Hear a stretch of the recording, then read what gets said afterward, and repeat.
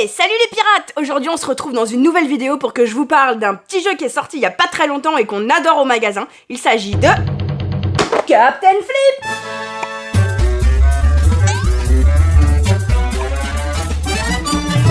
C'est un jeu pour 2 à 5 personnes à partir de 8 ans et plus et pour des parties d'à peu près 20 minutes.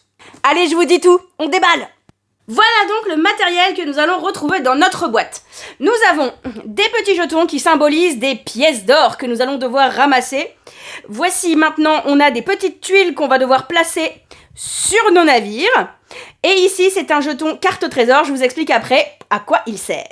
Chaque joueur possède donc un navire. Le premier joueur est celui qui possède la tête de mort. Le but du jeu va donc d'être de poser ces tuiles dans son navire de façon astucieuse en fonction des caractéristiques de chacune.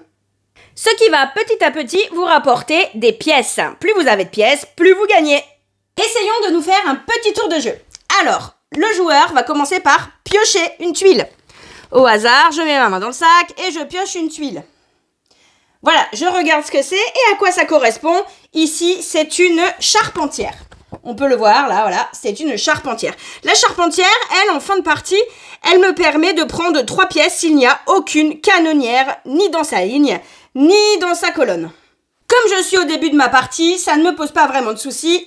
Pour placer vos pions, ils arrivent par le haut et ils glissent jusqu'en bas d'une des colonnes de votre choix. C'est donc maintenant au deuxième joueur de jouer. Il va piocher une tuile et lui va piocher un mousse. Le mousse, lui, il va pouvoir le placer où il veut et il rapportera des points en fonction du nombre de colonnes dans lequel il sera placé. Donc, voilà, il va le placer là, hein. Hop, il va mettre son mousse dans la première colonne. Comme vous pouvez le voir, le tour de jeu est vraiment très très simple. C'est donc maintenant de nouveau à mon tour. Je vais prendre une tuile et c'est là que le jeu devient intéressant. Je viens de piocher cette tuile. Cette tuile, c'est la vigie. Cette tuile, elle me permet de recevoir 4 pièces en fin de partie, uniquement si cette tuile est tout en haut d'une colonne, ou en tout cas qu'il n'y a pas de personnage par-dessus.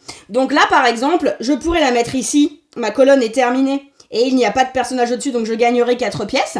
Mais si, par exemple, on va faire un exemple, si j'avais eu une autre figurine ici, et qu'il avait fallu que je la place dans une de ces colonnes, ça m'arrange pas, parce que forcément, elle arrive tout en bas. Donc, j'ai la possibilité de dire, oh non, cette tuile, elle m'intéresse pas, je la flippe, donc je la tourne. Et du coup, je la tourne, mais je suis obligée de prendre ce qu'il y a derrière.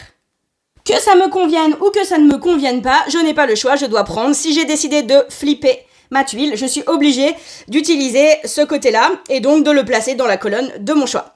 Voilà, ça c'est le petit twist du jeu qui est quand même vraiment sympa et qui amène un peu de piquant.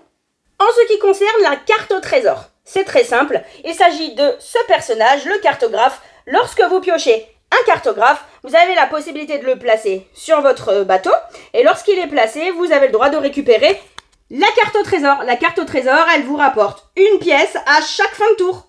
Bon, on va faire rapidement un petit tour des personnages parce qu'il y en a des vraiment très sympas. Alors, la couleur effet immédiat, c'est le jaune et la couleur effet fin de partie, c'est le gris. C'est-à-dire que, par exemple, lorsque vous avez des pièces comme ceci avec un fond jaune, c'est-à-dire que vous les gagnez tout de suite, et tout ce qui se passe dans les fonds gris, c'est à la fin de la partie.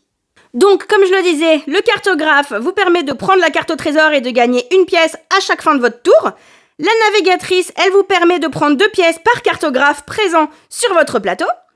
Le cuistot, lui, il vous permet de prendre une pièce par personnage sur sa ligne, lui compris.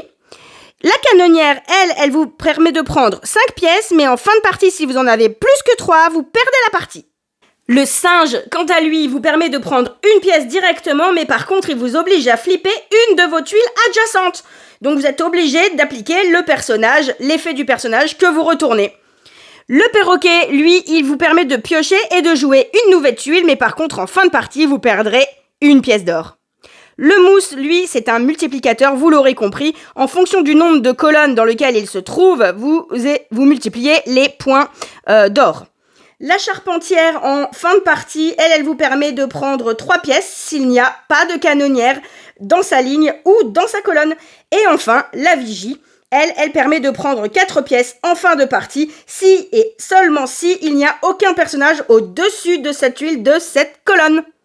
Vous l'aurez compris, dans Captain Flip, il faut recruter votre équipage de la meilleure façon possible afin de gagner un max de pièces.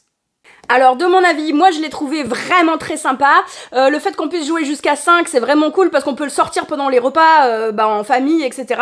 C'est des règles qui sont expliquées en à peu près 10 minutes, 5 minutes même. Et du coup, pour les enfants, les petits comme les grands, moi je trouve que c'est très sympa. Avec ce petit twist et la possibilité toujours de retourner une tuile, je trouve que ça fonctionne vraiment très très bien. En plus, je vous ai pas dit, mais ce que je trouve aussi très très cool, c'est qu'il y a plusieurs possibilités des navires. D'abord, ça c'est celui de base, mais au dos, vous avez un espèce de navire Kraken qui est hyper stylé, et du coup qui ajoute une difficulté supplémentaire, ou en tout cas un peu de changement. Et on a un autre navire, voilà, une île et un petit radeau comme ça. Donc voilà, ça apporte quand même pas mal de diversité et de rejouabilité. Donc, en tant que bon pirate qui se respecte, je m'en vais tout de suite me servir un rhum, et c'est à vous de jouer!